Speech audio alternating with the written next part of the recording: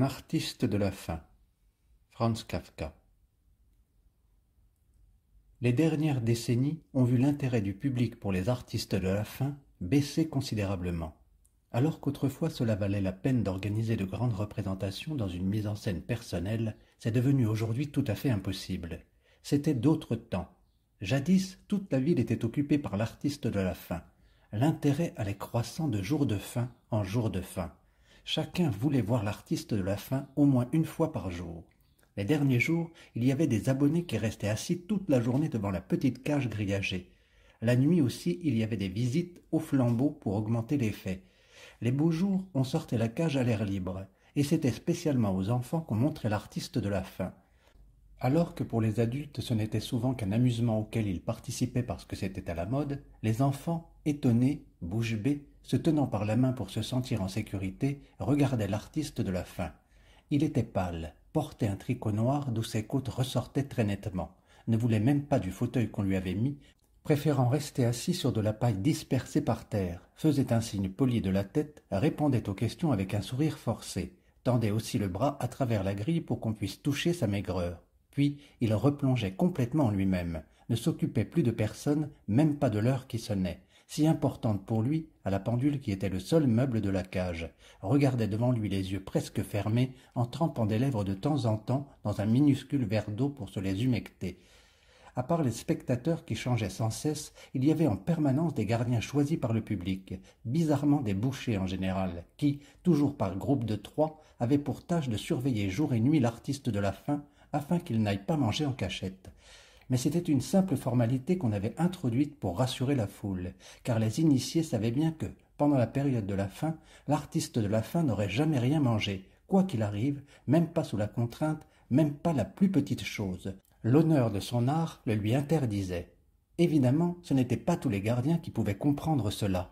Il y avait parfois des équipes de nuit qui surveillaient de manière très souple. Elles se mettaient exprès dans un coin retiré et se plongeaient dans une partie de cartes afin visiblement de lui accorder le petit réconfort qui serait, d'après eux, d'aller puiser dans quelques réserves secrètes.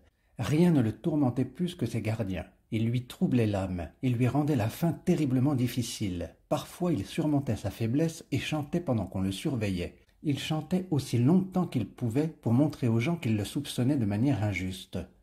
Mais cela ne servait pas à grand-chose. Les gardiens s'étonnaient alors de l'habileté avec laquelle il arrivait à manger tout en chantant. Ils préféraient de beaucoup les gardiens qui s'asseyaient tout près du grillage et qui, parce qu'ils ne se contentaient pas du faible éclairage nocturne, l'éclairaient avec des lampes de poche que l'impresario mettait à leur disposition. La lumière éblouissante ne le gênait pas du tout. De toute façon, il ne pouvait pas dormir, mais il pouvait toujours somnoler, sous n'importe quel éclairage et à n'importe quelle heure, même dans une salle bondée et bruyante.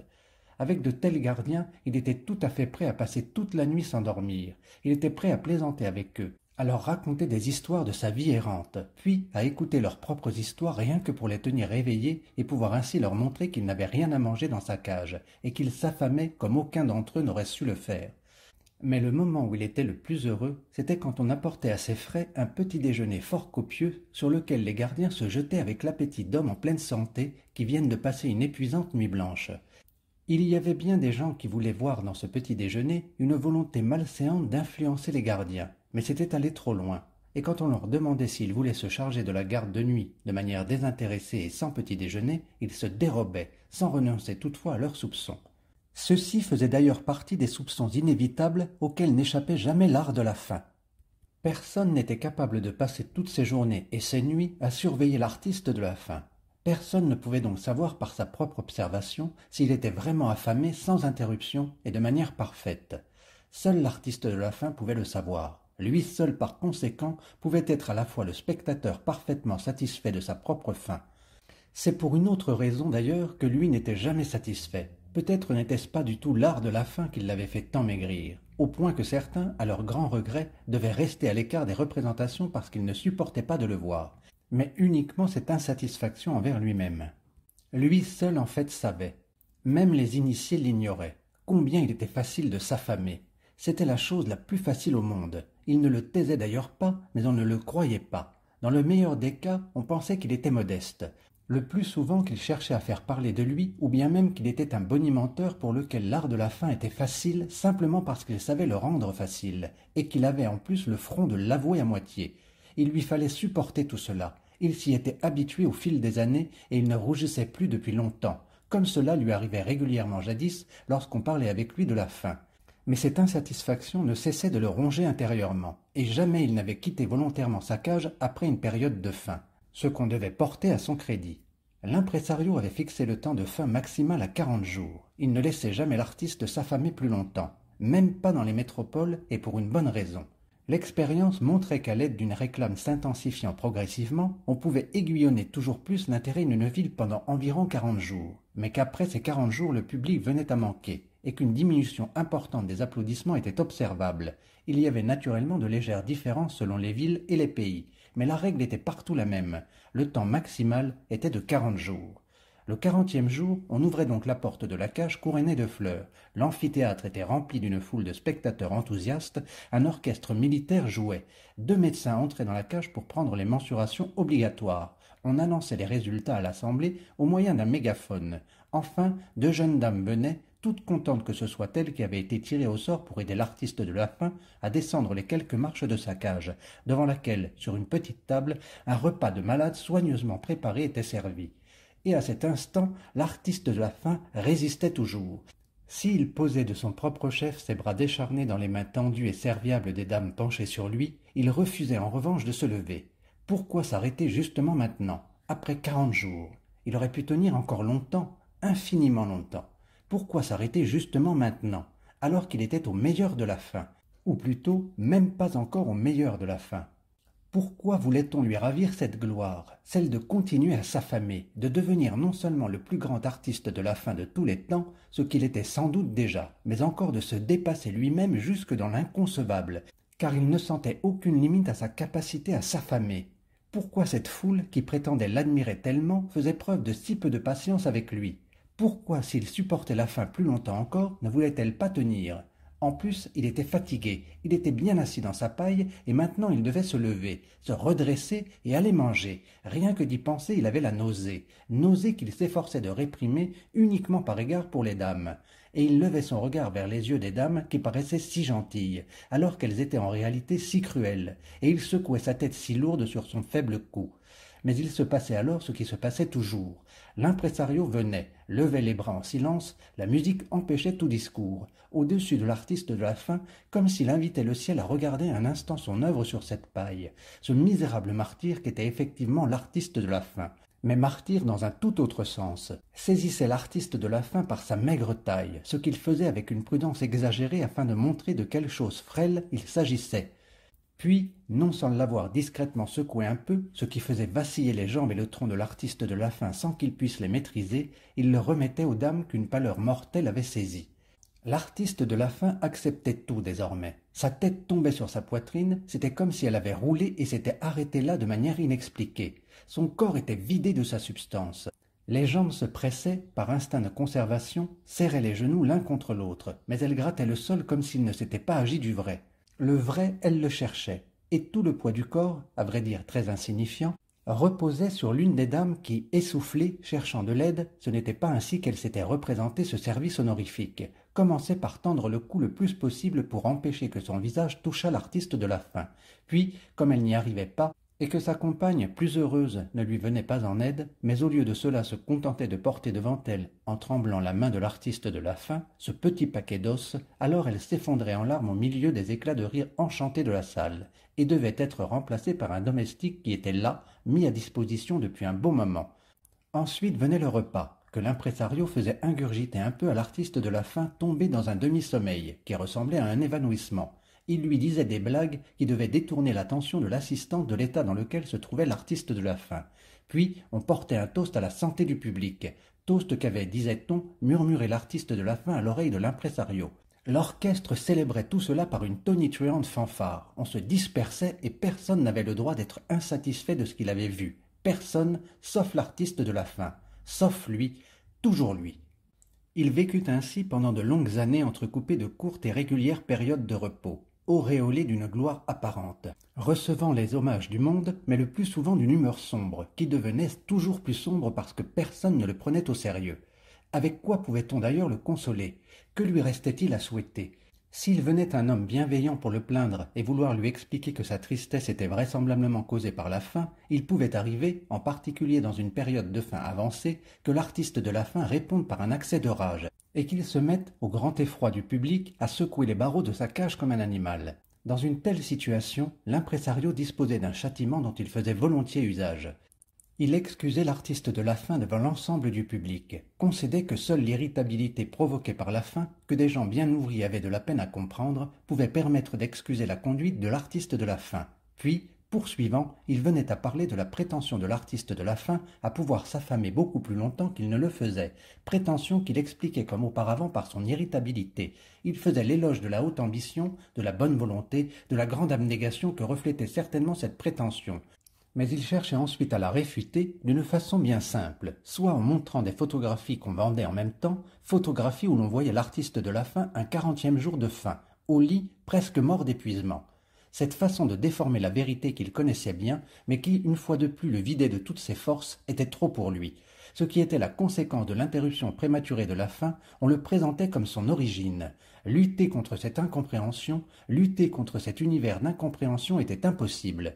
Plein de bonne foi, il écoutait à nouveau l'impresario avec avidité, mais dès qu'on sortait les photographies, il lâchait les barreaux, se laissait retomber dans la paille en soupirant, et le public rassuré pouvait de nouveau approcher et le regarder.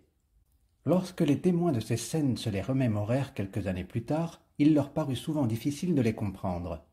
Car entre-temps s'était produit ce revirement que nous avons déjà évoqué. Il s'était produit de manière presque soudaine. Il avait peut-être des causes profondes, mais qui se serait préoccupé de les élucider? Quoi qu'il en soit, l'artiste de la faim, gâté jusqu'alors, se vit un jour abandonné de la foule avide de distractions qui préféra courir vers d'autres spectacles.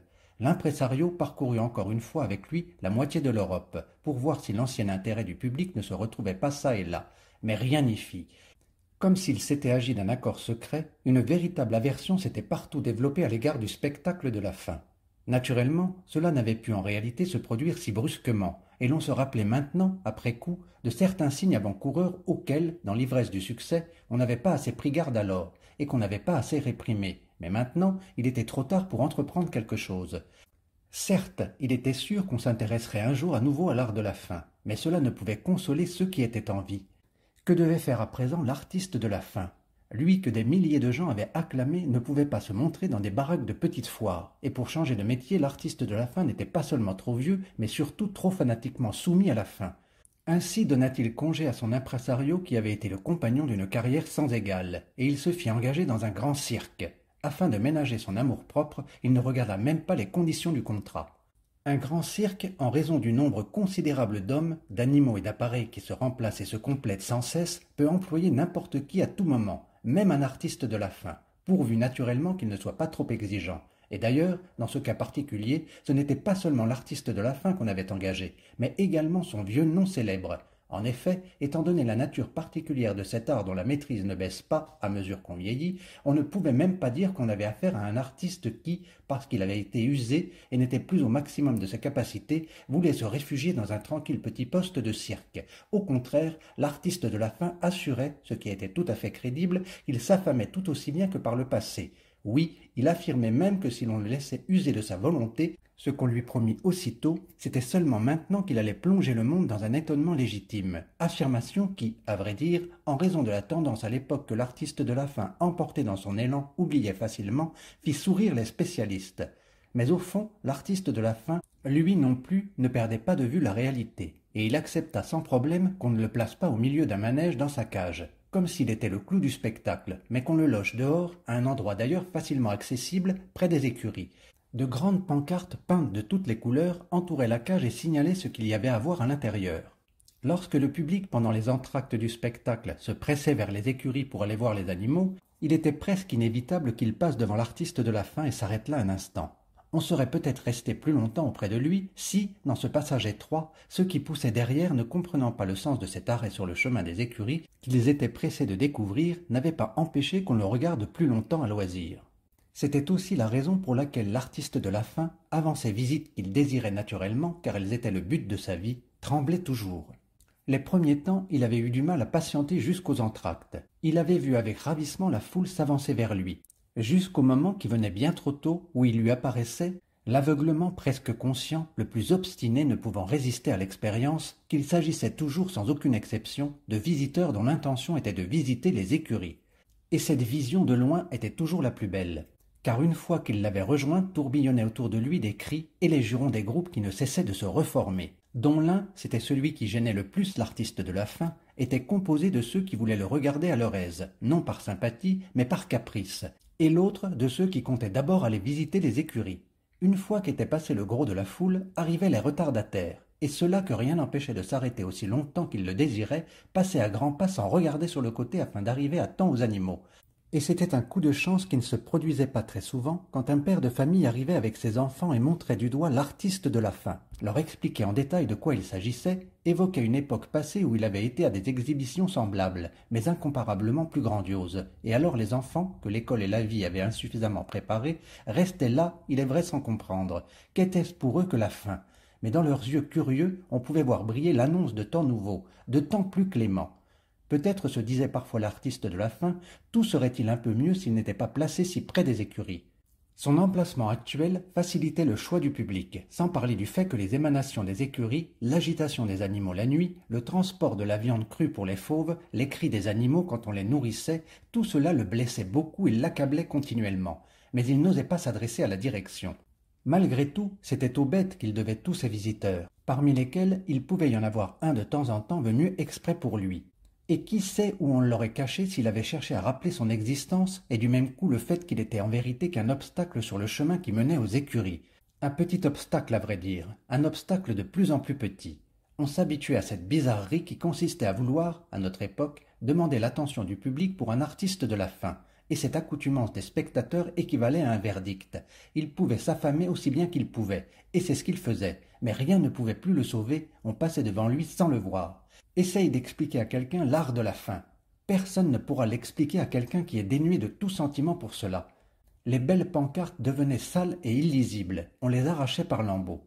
Personne ne pensait à les remplacer, et le petit tableau où était affiché le nombre de journées de la faim accomplies, qu'au début on modifiait avec soin tous les jours, n'était plus tenu à jour, car au bout de quelques semaines, le personnel s'était lassé de ce petit travail, et ainsi l'artiste de la faim continuait à s'affamer comme il en avait rêvé jadis, et il y réussit sans aucune peine, comme il l'avait annoncé. Mais personne ne compta plus les jours, personne, pas même l'artiste de la faim, ne savait ce qu'il avait accompli, et il en eut le cœur gros. Et quand un visiteur oisif s'arrêtait, se moquait du vieux chiffre et parlait de fumisterie, c'était bien le mensonge le plus stupide que pouvaient inventer l'indifférence et la méchanceté innée, car ce n'était pas l'artiste de la faim qui trompait le monde, il travaillait honnêtement, c'était le monde qui le trompait en lui volant son salaire. Pourtant, beaucoup de jours passèrent, et cela aussi prit fin. Un jour, un inspecteur remarqua la cage, et il demanda aux employés pourquoi on ne se servait pas de cette cage pleine de paille moisie mais parfaitement utilisable. Personne ne le savait, quand l'un d'entre eux finit par se rappeler de l'artiste de la faim grâce au tableau des jours. On remua la paille à l'aide de bâtons et l'on y trouva l'artiste de la faim. « Tu es encore là sans manger ?» demanda l'inspecteur. « Quand arrêteras-tu donc enfin ?»« Pardonnez-moi tous, murmura l'artiste de la faim. Seul l'inspecteur, qui tenait une oreille contre la grille, comprit ce qu'il disait. « Bien sûr, dit l'inspecteur en portant le doigt à son front, pour signaler au personnel l'état dans lequel se trouvait l'artiste de la faim. Nous te pardonnons. J'ai toujours voulu que vous admiriez ma faim, dit l'artiste de la faim. Mais nous l'admirons, dit l'inspecteur prévenant. Vous ne devriez pourtant pas l'admirer, dit l'artiste de la faim. Eh bien, soit. Alors nous ne l'admirons pas, dit l'inspecteur. Et pourquoi donc ne devons-nous pas l'admirer? Parce que je dois m'affamer, je ne peux pas faire autrement, dit l'artiste de la faim. Voyez-vous ça, dit l'inspecteur. Et pourquoi ne peux-tu pas faire autrement? Parce que dit l'artiste de la faim qui levait un peu sa petite tête et parlait en avançant ses lèvres, comme pour donner un baiser, tout près de l'oreille de l'inspecteur pour qu'aucune de ses paroles ne se perde. Parce que je n'ai pas pu trouver d'aliments qui me plaisent.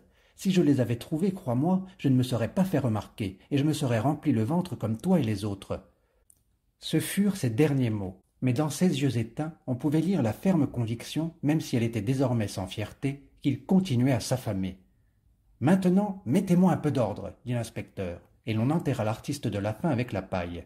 Dans la cage, on mit une jeune panthère. Ce fut, même pour les esprits les plus apathiques, une amélioration sensible que de voir cette bête sauvage s'agiter dans cette cage si longtemps inhabitée. Elle ne manqua de rien. Les gardiens, sans avoir besoin de beaucoup réfléchir, lui apportaient la nourriture qui lui plaisait. Même la liberté ne semblait pas lui manquer. Ce corps noble, doué de tout ce qui était nécessaire au point de se déchirer, semblait porter en lui la liberté. Elle paraissait placée quelque part dans sa mâchoire, et la joie de vivre sortait de sa gueule avec une telle passion qu'il n'était pas facile pour les spectateurs de lui tenir tête. Mais il se dominait, se pressait autour de la cage et ne voulait plus la quitter.